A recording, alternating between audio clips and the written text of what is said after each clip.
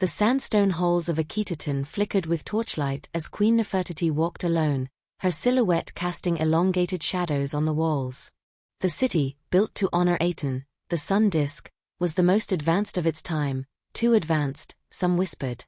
But no one dared question the queen, whose beauty and wisdom seemed beyond mortal comprehension.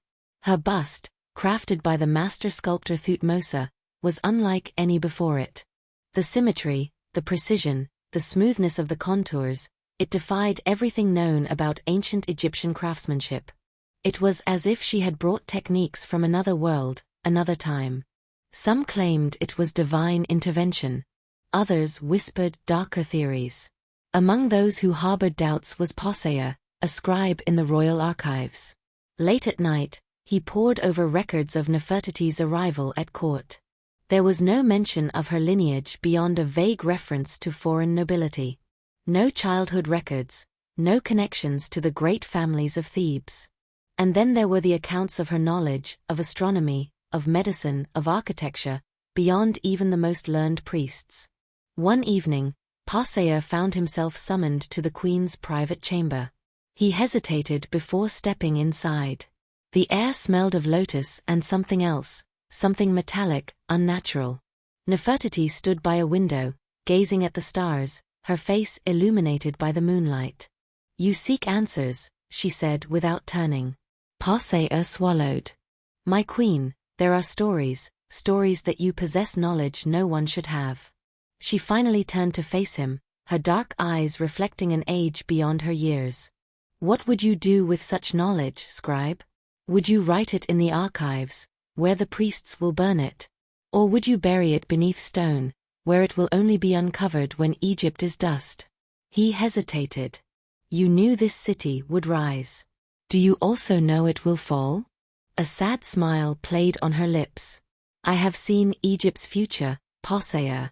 I have seen its temples abandoned, its gods forgotten. I have seen its mighty pyramids buried beneath the sands, waiting for the unworthy to uncover them."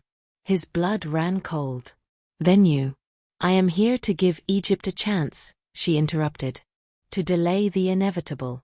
To leave behind whispers that will make men question. To ensure that, when the time comes, those who uncover our past will not misunderstand it." Pasea clenched his fists. "If you know the future, why not change it?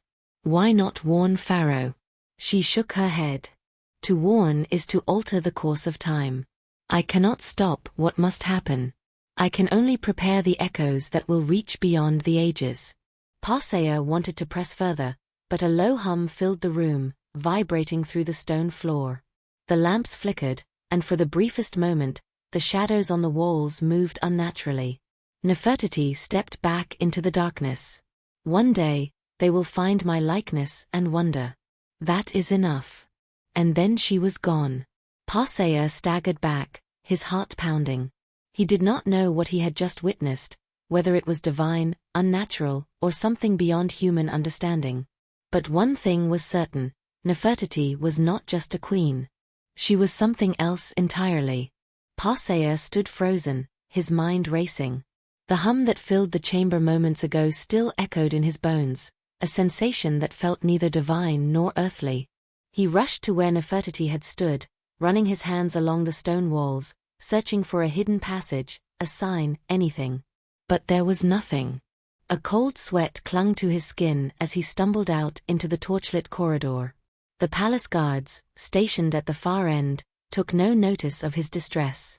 He forced himself to walk steadily, his heart hammering as he made his way toward the royal archives. If what he had witnessed was real, then there had to be traces, hidden messages, symbols, something buried within the records of Akhetaten that hinted at the queen's true nature. His fingers trembled as he unrolled an ancient papyrus, detailing Nefertiti's arrival at Pharaoh Akhenaten's court. The words, written in meticulous hieratic script, spoke of a noblewoman from a distant land, a daughter of foreign blood who had captured the pharaoh's heart. But there were gaps. Places where ink had faded too conveniently. Dates that did not align. And then there was something else. A separate scroll, buried beneath tax records, contained an unusual entry, a decree issued by the pharaoh himself. The queen shall be honored with her own temple, where the gods shall whisper their secrets to her alone. No scribe shall record the prayers spoken within, nor the names of those who enter. Passeus' mouth went dry.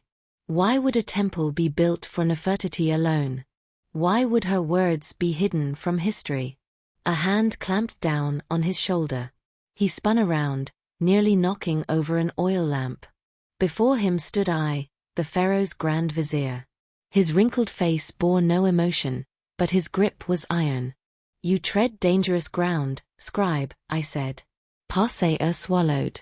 I only seek to understand. You seek what is not meant to be understood.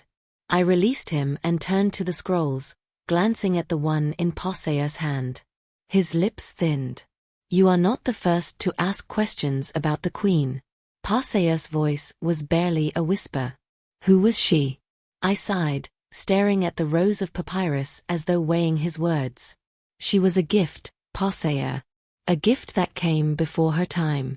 The pharaoh believes she was sent by Aten himself. Others believe she was something else.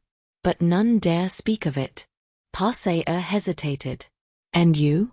The old man exhaled. I believe that she sees more than the rest of us.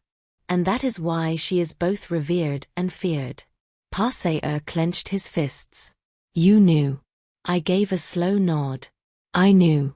His eyes flicked toward the entrance of the chamber, ensuring no one was listening. And now that you know, you must make a choice. Passeus' stomach twisted. What choice? To forget, as the others have, I said, his voice low and deliberate. Or to learn what should never be known. Passeus' pulse pounded in his ears. He could walk away, return to his duties, pretend he had never heard the hum, never seen the queen disappear like a shadow into the void. Or he could dig deeper. Outside, the desert wind howled, carrying whispers of forgotten gods and lost time. Passeus met ice gaze. I want to know. The vizier studied him for a long moment before nodding. Then prepare yourself, scribe. The past you seek is not in these scrolls. It is buried beneath the sands, where time does not flow as it should. A shiver ran down Passeus' spine. Somewhere, in the depths of Akhetaten, lay the truth of Nefertiti. And it was waiting to be found. Passeus followed Grand Vizier I through the palace corridors, his heart pounding with each step. The torches flickered eerily, casting strange, elongated shadows on the limestone walls. The weight of his decision pressed on him. He had chosen knowledge over ignorance, and now there was no turning back. I led him through a passage that Passeus had never seen before, concealed behind a massive tapestry depicting Pharaoh Akhetaten and Queen Nefertiti worshipping Aten. The vizier pulled aside the fabric, revealing a narrow, dark staircase spiraling downward into the depths of the palace. From this moment forward, you must not ask questions aloud, I murmured. Some truths are better left unspoken, even in whispers. Passeus swallowed his fear and nodded, stepping into the unknown. The descent felt endless. The air grew heavy, thick with dust and something else, something metallic, like the scent of a storm about to break. At the base of the staircase, a stone door stood slightly ajar, revealing a dimly lit chamber beyond. I stepped inside first, and Passeus followed. The room was unlike anything he had ever seen. It was not a tomb, nor a temple, it was something entirely different. Strange symbols covered the walls, neither hieroglyphic nor demotic, but something alien, something precise. They glowed faintly, pulsing as if alive. At the center of the chamber lay an enormous slab of black stone, smooth and seamless, as though it had been carved by something far beyond the tools of their time. Passeus' breath caught in his throat. This is not Egyptian craftsmanship. No, I agreed. It is not. The vizier stepped toward the black slab and placed his palm on its surface. A soft vibration ran through the air, and suddenly, the stone shifted. A thin, glowing line formed along its surface, stretching into intricate patterns that moved as if responding to ice touch. Passeus stumbled back, his mind reeling. What is this place? I turned to him, his face unreadable. The true legacy of the queen. Before Passeus could ask more, The black slab split apart with a soundless motion, revealing a hidden compartment beneath it. Inside lay something wrapped in fine linen, aged but untouched by time. I reached in and carefully pulled it out. He unwrapped it slowly. Passeer gasped. It was a device. Small, metallic, and unlike anything he had ever seen. It glowed softly with the same eerie light as the symbols on the walls. "This," I said, his voice barely above a whisper, "is why the Queen cannot be understood by history." Passeer's hands trembled as he reached out, his fingers hovering over the artifact. What does it do?" I hesitated, then placed it in Passeer's hands. The moment his skin touched the device, a shock ran through his body. His vision blurred, and for a fraction of a second, he was no longer in the chamber. He saw a city of impossible towers, stretching into the sky. The stars, shifting unnaturally, forming patterns he could not comprehend. A figure, standing at the edge of time itself, watching. And then, he was back. He gasped, dropping the device, his body convulsing. I caught him before he collapsed. "You saw it, didn't you?" the vizier murmured. Passeer stared at him, his breathing ragged. That wasn't the past. That was the future. I nodded grimly. "Now you understand why Nefertiti must remain a mystery." Passeer gripped his chest, his mind spinning. "She wasn't sent here to shape history," his voice shook. "She was sent here to warn us." The walls pulsed again, the symbols shifting, as if responding to the truth being spoken. Outside, the desert winds howled. And somewhere, in the depths of Akhetaten, Nefertiti watched. Passeer staggered back, his mind unraveling. The visions, the device, the eerie glow of the symbols on the walls, none of it belonged to his time. And yet, here it was, hidden beneath the great city of Akhetaten, guarded by silence. I placed a steadying hand on his shoulder. "You are one of the few to know, scribe. And perhaps the last."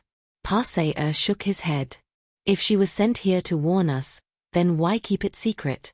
Why let Egypt fall?" The vizier sighed, his aged face unreadable. "Because some things cannot be stopped. Only delayed." Passeer clenched his fists. "Then what was she warning us about?" I hesitated. Then, slowly, he gestured toward the wall. The shifting symbols brightened, and in their glow, images emerged, hieroglyphs, but more precise, more mechanical. They depicted something unnatural, something monstrous. A great darkness swallowing the stars. A city collapsing into sand. A ruler, standing alone against time itself. And then, the last image, Nefertiti, her arms outstretched, encircled by a glowing pattern of light, as if she alone held back the doom that threatened Egypt. Passeer felt his heart sink. She knew. I nodded. She knew that Egypt would fall. That the gods would be forgotten. That time itself would erase this land's greatness. He turned to the scribe, his voice heavy. But more than that, she knew the end of all things. The symbols dimmed, fading back into the walls. The silence stretched between them, thick with unspoken truths. Passeer's hands trembled. So she came back in time, not to rule, but to stall the inevitable. I placed the device back into its compartment, sealing it beneath the black stone slab. To leave a trace. To ensure that when the time comes, those who find these echoes will understand. Passeer felt cold, as if history itself pressed against him. And what if we fail to understand? The vizier turned toward the exit, his voice barely a whisper. Then the darkness will return. They climbed the stone steps in silence, sealing the chamber behind them. As they emerged into the corridors of the palace, the desert winds howled, carrying whispers of forgotten gods and lost warnings. Passeer never spoke of what he had seen. But years later, when Akhetaten fell, when its temples were shattered and its memory erased from history, the scribe returned to the sands. And beneath the ruins, he buried a final record, one last message in the lost tongue of Nefertiti. A warning. For those who would listen. For those who would understand.